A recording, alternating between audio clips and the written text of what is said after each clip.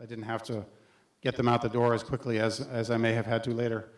So I had the luxury of time of just letting something percolate until it was finished.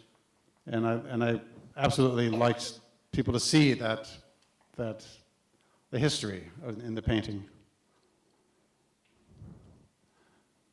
This is a painting called Bibliothque. It's a portrait of my friend Peter Schoof, who's a Dutch painter of my generation. This is also about 8 feet square, 8 feet by 8 feet.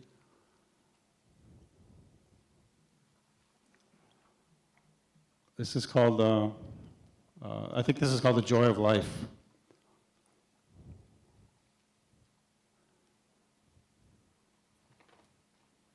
And over there, I didn't have enough room for her foot, so I just added a little canvas there.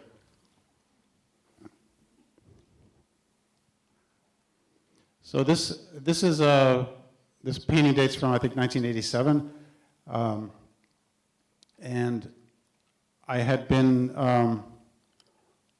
feeling a little frustrated. I'd been, in some of the paintings, there'd been these sort of moments, like the ball, where I wanted to bring a little three-dimensional into this kind of relentlessly two-dimensional plane that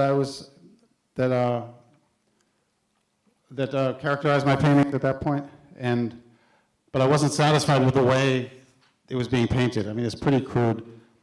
And I wanted to kind of learn how to paint these real. I wanted to, teach myself again realism in a certain sense. And I hired someone to help me paint these. These are a little out of sequence, but I got very good at painting these balls. But a ball is about the simplest thing you can paint, and for lots of reasons, to make the narrative more complex, the implied narrative more complex, and just as a challenge, I wanted to bring.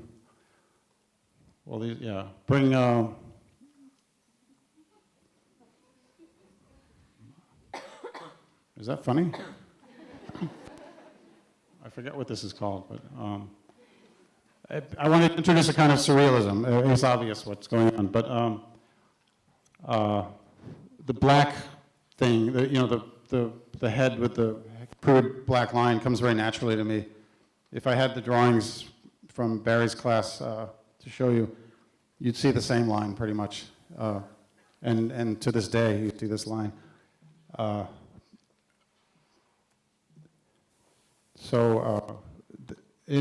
think I painted that potato, but very often was the first time I'd ever allowed someone else kind of into my work. I know, these days I know a lot of artists don't touch their own paintings. We know all about Murakami and his studio and how he supposedly designs his paintings on his laptop on the airplane and sends the file to the studio in Tokyo or the studio in London, and he shows up and signs the painting. To me, that's a kind of, nothing wrong with that. Or the 80 artists, the 80 assistants Jeff Koons has, painting the paintings and working on the sculptures. Absolutely nothing wrong with that. I know it's the way of the world, but I've always held very dear this. I love to throw paint around. I mean, I personally, for my own work, I don't see the point usually unless I'm doing it myself. I have assistants, but they mostly clean up after me. But in this case, I felt it was important to bring another hand into the work because I just couldn't do these things. I didn't feel like I could do these things adequately. And so I'd watch him paint the onion, and I'd watch him paint the potatoes, and I kind of gradually realized the little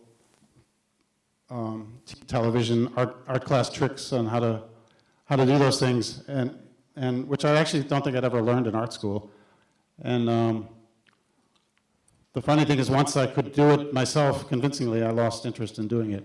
And so this period lasted about 2 years when these vegetables were floating around in my paintings. This goes back a bit before the vegetables. This is where I was at when I was frustrated. This is a painting called Bozek, and aside from the obvious, it's actually, I don't know if any of you recognize the basic composition of Rodin's Balzac sculpture, which is in, the drawing I made was in the RISD Museum in Providence. I know that there's casts of it all over the place, but the great French novelist, portrayed by Rodin and turned into something. There's a second variation on that painting.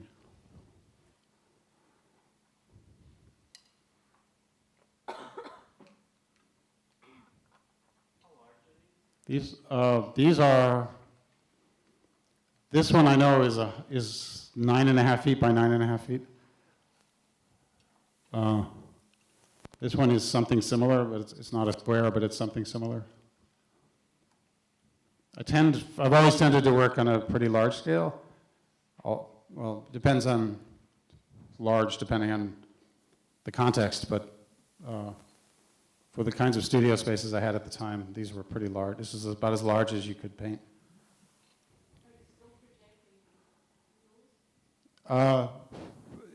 Yes, but there's a lot of, in this moment, there's a lot of reworking of the image. But yeah, they start as a projected doodle or drawing. It's less of a doodle probably, but.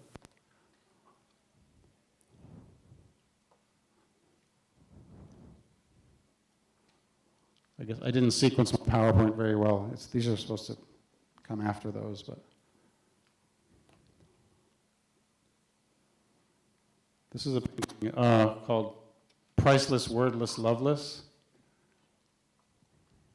That's the tree is a little wax Christmas tree candle that my mother gave me.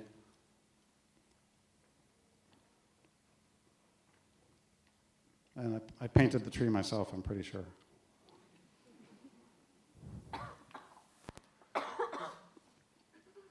In this case, the field, the white field that I've been talking about, which is characteristic of most of my early paintings,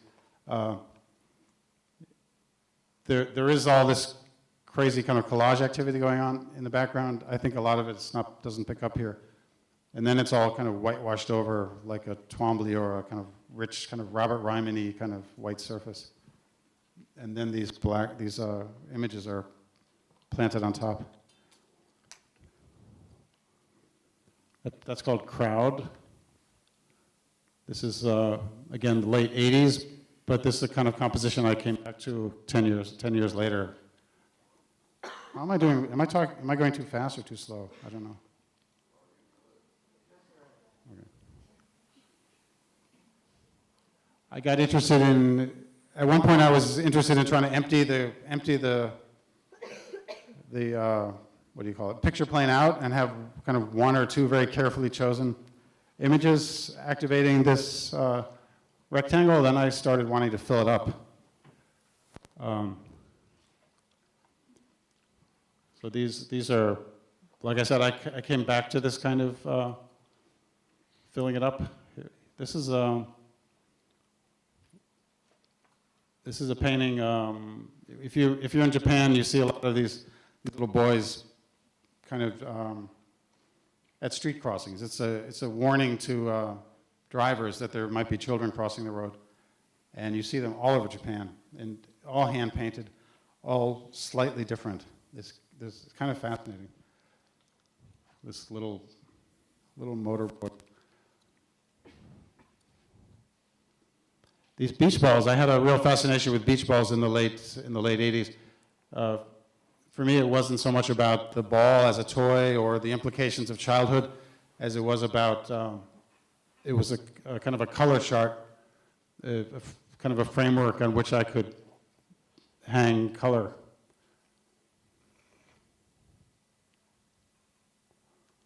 And these started to get pretty complicated at one point too. Well, for me, that's pretty complicated.